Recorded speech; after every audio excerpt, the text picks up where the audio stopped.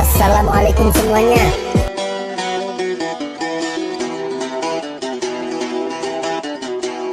Suatu hari, Raja Harun al-Rasyid tampak tersenyum-senyum sendiri. Pasalnya, ia baru saja membaca buku kisah Raja Nabi Sulaiman, di mana Nabi Sulaiman mempunyai bawahan yang sanggup memindahkan istana Ratu Balqis. Dalam benaknya berkhayal, alangkah asiknya bila istanaku dipindah di atas gunung. Aku bisa menikmati pemandangan negeriku dari atas. Tapi siapa juga yang sanggup melakukannya? Tanya sang raja dalam hati. Tidak lama kemudian, ingatannya tertuju pada Abu Nawas. Aku punya ide untuk menjerat Abu Nawas. Aku akan menyuruh dia untuk memindahkan istanaku. Pasti dia tidak akan sanggup. Dengan begitu, aku punya alasan untuk menghukumnya, ucapnya dalam hati penuh kegirangan. Sang raja lalu memerintahkan para prajuritnya untuk menjemput Abu Nawas di rumahnya. Sesampainya di rumah Abu Nawas, salah satu prajurit berkata kepada Abu Nawas, "Wahai Abu Nawas, Paduka yang mulia memerintahkan engkau untuk menghadap ke istana sekarang juga." Abu Nawas yang sedang istirahat kaget mendengar perintah itu. Namun karena ini adalah titah Paduka Raja, Abu Nawas mau tidak mau harus mematuhinya. Setibanya di istana, Abu Nawas langsung menghadap Paduka Raja. "Ada gerangan apa tiba-tiba Paduka yang mulia memanggil hamba?" tanya Abu Nawas. Sang raja menjawab, "Kamu kenapa terlihat gugup begitu, wahai Abu Nawas? Kemarilah, duduk di sampingku." Abu Nawas pun melangkahkan kakinya mendekati sang raja dan duduk di sampingnya.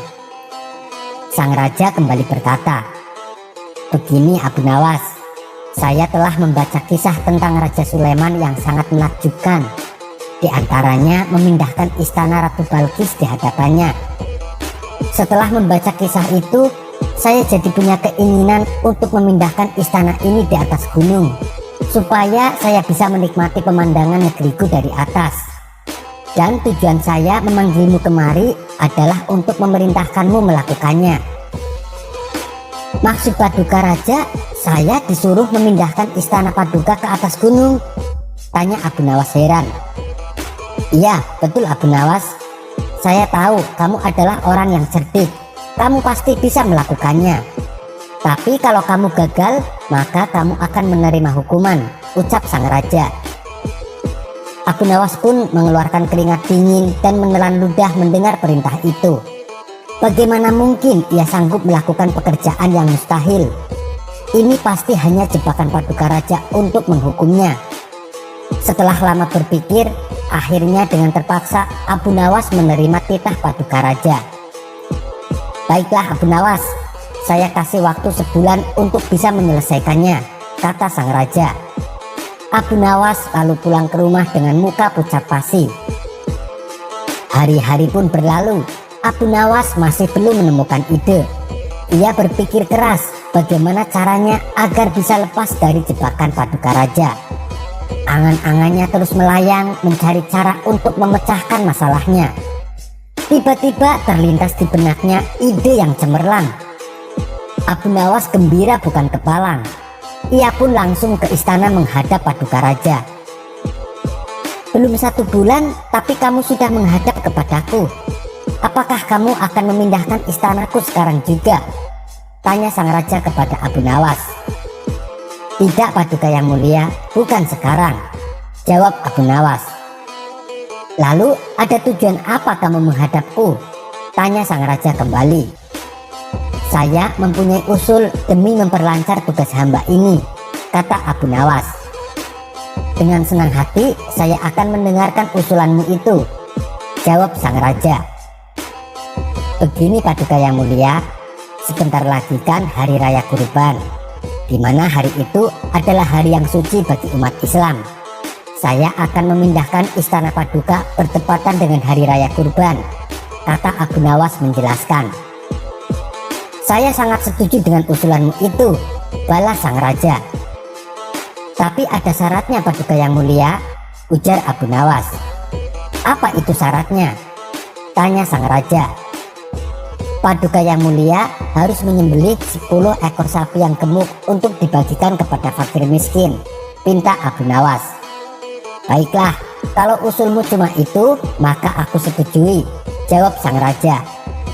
Mendengar permintaannya dikabulkan, Abu Nawas lalu pulang dengan penuh gembira. Hari yang ditunggu pun tiba. Gema takbir berkumandang menyambut datangnya hari suci Idul Adha. Sementara paduka raja dan seluruh jajaran menterinya telah berkumpul di depan istana menanti kedatangan Abu Nawas. Tak lama kemudian nampak Abu Nawas berjalan menuju ke arah mereka. Mereka penasaran apa yang akan dilakukan oleh Abu Nawas. Ada yang beranggapan jangan-jangan Abu Nawas memang mempunyai ilmu sakti. Setelah Abu Nawas berdiri tepat di depan istana, ia bertanya kepada sang raja, "Wahai paduka raja, apakah semua orang sudah meninggalkan istana?" Sang raja menjawab, "Sudah Abu Nawas, semua orang sudah saya perintahkan untuk keluar." "Baguslah, kalau begitu saya akan memindahkan istana paduka," balas Abu Nawas. Abu Nawas lalu jongkok dengan posisi seolah akan memindahkan istana. Semua menteri istana sempat berdecak kagum melihat tingkah Abu Nawas. Setelah sekian lama ditunggu, Abu Nawas masih saja dengan posisi yang sama. "Hai Abu Nawas, apalagi yang kau tunggu? Kenapa kamu tidak segera memindahkan istanaku?" tanya sang raja. "Ini saya sudah siap dari tadi paduka yang mulia," jawab Abu Nawas. "Apa maksudmu? Yang aku lihat kamu masih terdiam seperti itu dari tadi," tanya sang raja kembali. "Paduka yang mulia kan menyuruh saya memindahkan istana. Ini saya sudah siap menunggu orang-orang meletakkan istana ke atas pundak saya. Setelah itu saya akan memindahkan istana ini ke gunung sesuai dengan perintah paduka," jawab Abu Nawas dengan senyum yang lebar. Tentu saja tidak ada yang mampu mengangkat istana ke pundak Abu Nawas. Meskipun seluruh rakyat dikumpulkan, juga tidak ada yang mampu. Mendengar jawaban itu, Raja Harun al-Rasyid terdiam sejenak dan mengakui kecerdikan Abu Nawas. Walhasil, Abu Nawas kembali lolos dari jebakan sang raja. Sampai bertemu lagi di kisah selanjutnya. Wassalamualaikum warahmatullahi wabarakatuh.